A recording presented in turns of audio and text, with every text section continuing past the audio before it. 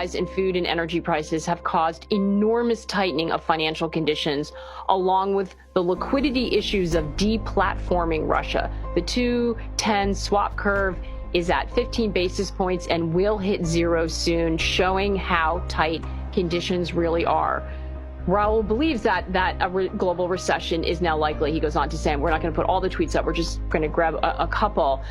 Peter, do you agree with that assessment based on what we're seeing? Is in the bag at this point. We're going to lose 5 million barrels per day of Urals crude within the next few weeks, and somewhere between 5 and 10 BCF of natural gas going to Europe. We're going to have a food crisis by the fourth quarter because the world's largest wheat exporter just invaded the fifth largest one. There isn't going to be any planting season in Ukraine this year. We have a phosphate fertilizer shortage because of what's going on in China.